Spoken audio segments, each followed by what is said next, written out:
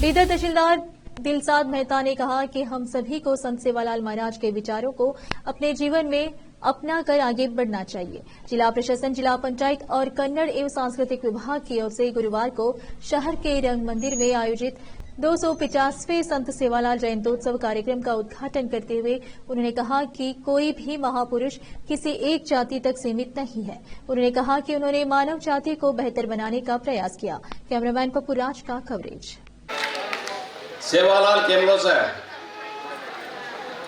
कोई केती मोटो छे नी, कोई केती नानक्या छे नी। आई रिपीट, सेवालाल केमलो से कोई केती नानक्या छे नी, कोई केती मोटो छे नी। आपण काम आपण श्रद्धेती करू करा।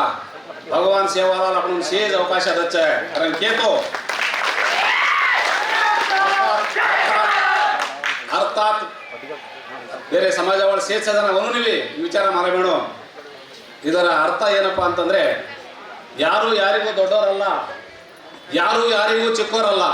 ನಮ್ಮ ನಮ್ಮ ಕೆಲಸವನ್ನು ನಾವು ಶ್ರದ್ಧೆಯಿಂದ ಮಾಡ್ತಾ ಇದ್ರೆ ಭಗವಂತ ನಮಗೆ ಎಲ್ಲವನ್ನ ಕರುಣಿಸ್ತಾನೆ ಅನ್ನೋದರ ನಾಣ್ಣುಡಿಯೊಂದಿಗೆ ಇವತ್ತಿನ ಸೇವಾಲಾಲ್ ಜಯಂತಿ ಬೀದರ್ನಲ್ಲಿ ಬಹಳ ವಿಜೃಂಭಣೆಯಿಂದ ನಡೀತಾ ಇದೆ.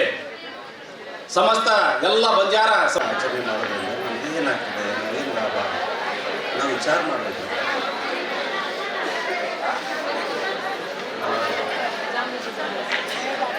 ಮಹಾಭಾರತದಲ್ಲಿ ಒಂದು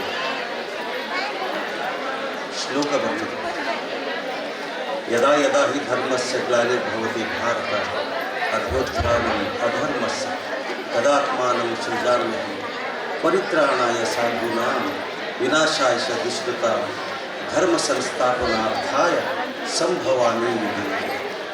ಇದರೊಳಗೆ ಎಷ್ಟು ಅರ್ಥ ಅದ ನೋಡ್ರಿ.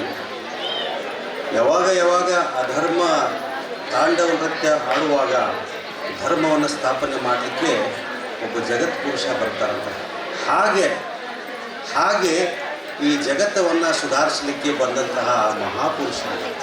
ಹಾಗೆ ಎಷ್ಟೋ ಜನ ಹೇಳ್ತಾರೆ ನೋಡ್ರಿ, 1,80,000 ಮಹಾಪುರುಷರು ಈ ಭೂಮಿ ಮೇಲೆ ಆಗಿ ಹೋಗಿದ್ದಾರಂತೆ. ಕೇಳ್ತಿರೋದು ನಾವು 1,80,000 ಅಂತ ಕೇಳ್ತಿರ್ತೀವಿ. ಆ 1,80,000 ನಾವು